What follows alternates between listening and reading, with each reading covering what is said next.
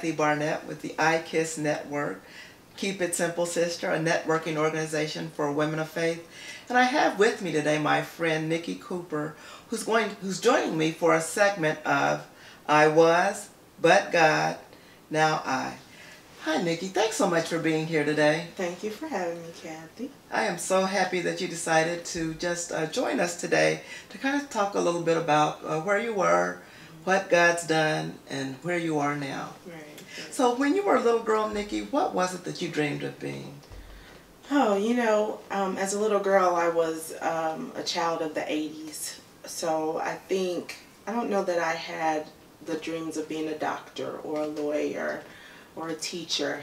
The images that I saw were of Janet Jackson or maybe Madonna. So I had dreams of making it big.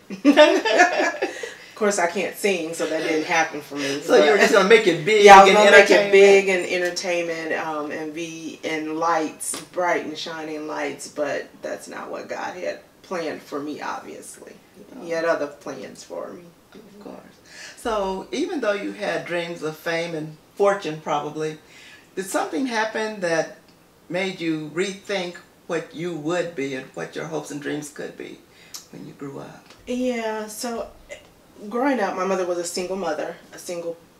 My parents got divorced when I was 11, and my father was a victim of drug abuse, alcoholism, and just a man that kind of ran the streets. And so in our home, there was some abuse that I witnessed. In fact, I come from a generation of women who have been abused in my family. My grandmother was stabbed 32 times and shot at by her husband, and she survived.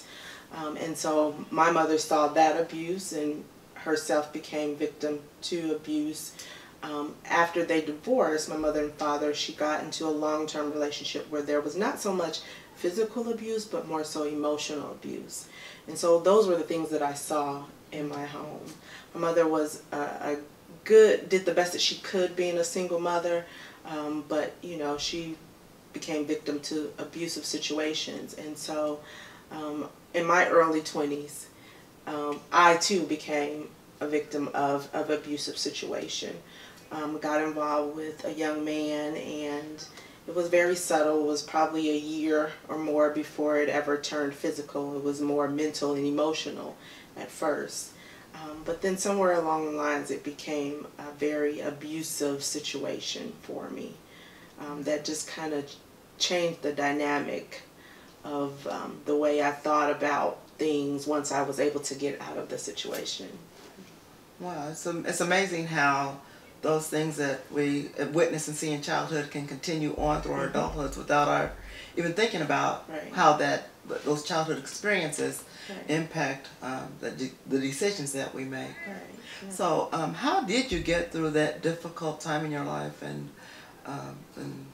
to where you are right now? What got you through it? It definitely was God. At the height of the abuse, there was one particular time when I knew that if I don't get out of this situation, I'm either going to end up dead or in the hospital.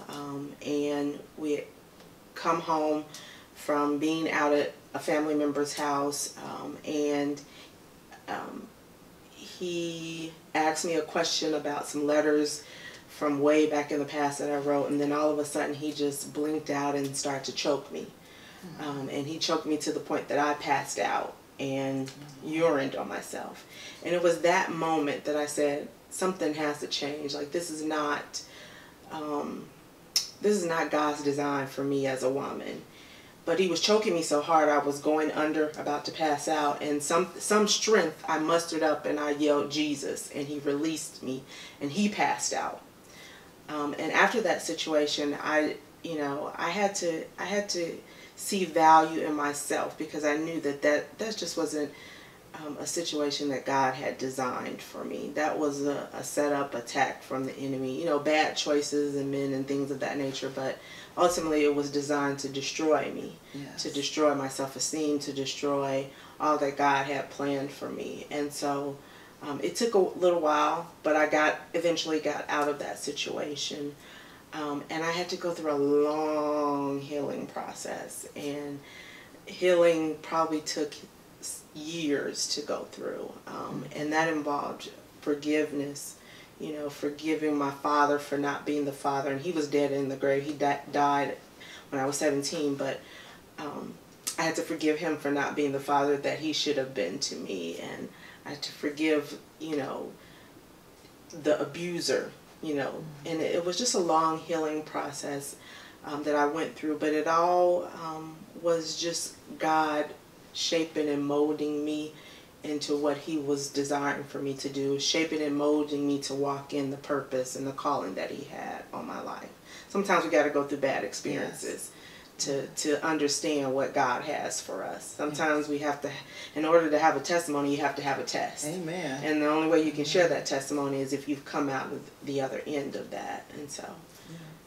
And you certainly have come out on the end of that in a beautiful way, Nikki. You are now ministering yourself to women who have been through similar circumstances.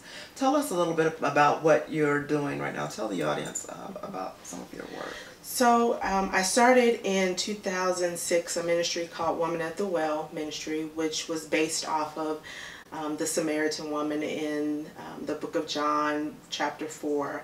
And her story is one that is so similar to many of us as women. She was a woman who was broken. She had many marriages. And then she has this encounter with Jesus.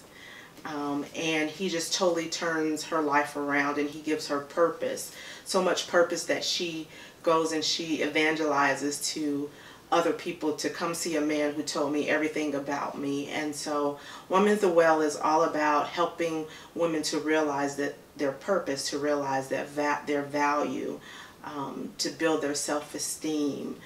Because so many women are broken and they don't know how to get on the other side of that brokenness. But when we have that experience, the same way that the woman at the well did with Christ, he gives us that, what we're looking for, that thirst. He quenches that thirst. And sometimes we're looking for so many things from the world, whether it's in men, whether it's in shopping, whether it's in what we view on TV. You know, we're looking for something to fulfill us.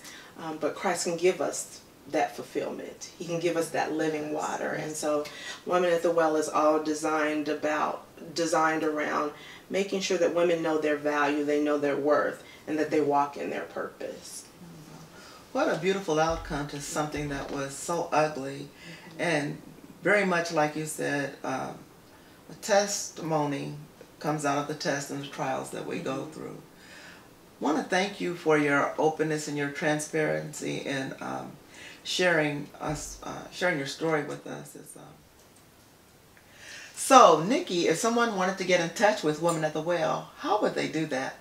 Well, currently I am on Facebook, and you can look me up under Woman at the Well Ministry. You can connect with myself and other young ladies. We just go to that particular Facebook group, and we have conversation, and there's meditations, and you have a prayer request, we'll pray for you. Woman at the Well Ministry on Facebook. Thanks so much, Nikki. God bless.